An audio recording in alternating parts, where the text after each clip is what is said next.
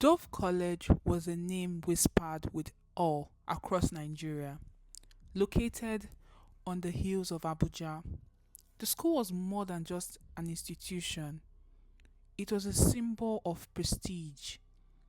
The children of oil magnates, senators, billionaires, and celebrities walked through its marbled halls. The campus itself looked like a luxury resort: water fountains, smart classrooms, rooftop lounges, and dormitories that resembled five-star suites. Among them, one girl stood out, not because of wealth, but because of contrast. Zara Eze, a scholarship student from Enugu, stood at the gates, gripping her admission letter and her mother's prayers. Her uniform fit a little too snug in some places and too loose in others. Her suitcase was worn, her shoes dusty, her heart hopeful. Zara's first week was overwhelming. She met with a trio that ruled Dovewood: Tammy Adewale, Nicole Okonkwo, and Sade Bello. Tammy was light skinned, tall, and always wore imported wigs styled to perfection. Her father was a senator who had made headlines multiple times, both for corruption and lavish donation. Nicole, quieter, was the daughter of a Nollywood producer. She spoke softly, but her influence was strong. Her Instagram following was in the hundreds of thousands. She preferred to ruin reputations with gossip rather than confrontation.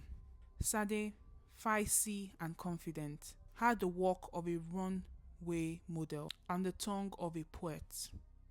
Dark skinned and beautiful, she carried herself like royalty. Her family owned a fashion empire. Together, they were untouchable. Zara's intelligence set her apart and made her a target. On the first day of chemistry, she answered questions that even Tammy fumbled. She corrected a teacher on a physics equation, politely, but it spread like wildfire. So she thinks she's better than us now, Nicole sneered, flipping her calls. The bullying escalated. Zara found notes in her locker calling her a village goat. Her social media was flooded with anonymous messages mocking her clothes, her accent, her roots. And yet, Zara endured. She buried herself in books. She found solace in her dorm mate, Mimi, a shy but loyal girl from Ibadan. One day, as Zara cried alone in the school library, David Bankole walked in. David was everything the trio desired: tall, athletic, brilliant, and the son of a tech billionaire. He was known for keeping to himself, but something about Zara intrigued him. He sat across from her and he said, "You're not like them. That's the problem," she whispered. They began studying together. He brought her lunch. Slowly, the campus began to notice. Eyes turned, whispers multiplied. David and Zara became the talk of Dovewood. It happened a week before prom. Zara went to the art room to find David. Instead, she found him, arms around Tammy, lips on hers. Time stopped. Tammy smirked. "Sweetheart, this is the real world. You were a phase." David avoided her gaze. "I'm sorry. It's just pressure," he said. Zara said nothing. She walked away. Her heels were echoing like thunder in her ears. Zara didn't crumble. She rose. She won a national tech competition, earning an interview with CNN Africa. She aced her A levels and received a scholarship to Imperial College London. At graduation, she delivered the valedictorian speech. The hall was silent. They said I wasn't enough, but I wasn't here to fit in. I was here to rise. The applause was thunderous. London was hard, cold. Zara lived in a tiny studio apartment. She juggled classes and two part-time jobs. There were nights she cried herself to sleep. But she kept going. One semester became two, two became a degree, then a master's, then a job at a pharmaceutical firm. She climbed fast. She was featured in Forbes Africa's 30 under 30. Her style evolved. Her work changed. Her voice carried weight. She had become everything they said she couldn't. It was the Nigerian Women in Tech Gala in London.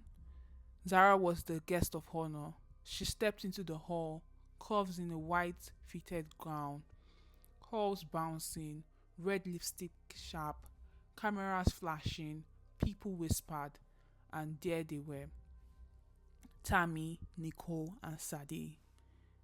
They had relocated to London, chasing influence, doing PR, consulting, and living influencer lifestyles. The moment was electric. Zara? Tammy whispered. Dr. Eze now, she smiled. Later that night, Zara was introduced to Jason Oni, a charming tech founder, British Nigerian, Ivy League educated and respected. They clicked immediately. Sade recognized him. He used to date me, she muttered to Nicole. Zara didn't know, but Jason did. He had no interest in the past. He only had eyes for Zara. Over the next year, they dated, traveled, and fell in love. Jason proposed in Santorini. The ring, a vintage diamond, passed down in his family. The wedding was held in Tuscany. Zara invited a few Dovewood alumni. Not the trio, but they watched it online. Can you believe this? Tammy scoffed. Nicole bit her lip. She really did it. Sade threw her phone across the room. The three were very annoyed about the success of Zara. They never expected her to be who she turned out to be. They always looked down on the young lady, thinking that she would continue to be ratchet as she was. After all, she got into the prestigious school of Dovewood on a scholarship. Who the hell did she think she was? Tammy said. Months later, at a Lagos panel event, the four women crossed paths again. Nicole tried small talk. Tammy tried to act indifferent. Sade avoided eye contact. Zara smiled. It's good to see you. I hope life's treating you well. We were kids then, Nicole said. Yes, Zara replied. But kids grow. Some into kindness, some into regrets. She walked away. Zara started the Zara Eze Foundation, supporting unprivileged African girls in STEM. She returned to Nigeria to open tech hubs in rural towns. She brought Mimi on as her director of programs.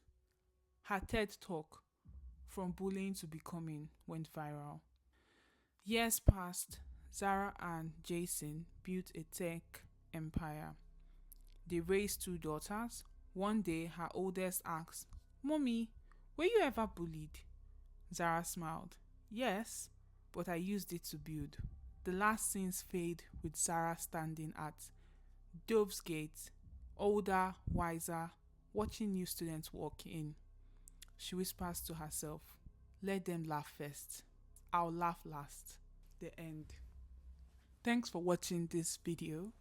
Make sure you like, share, subscribe, and follow us for more engaging stories like this.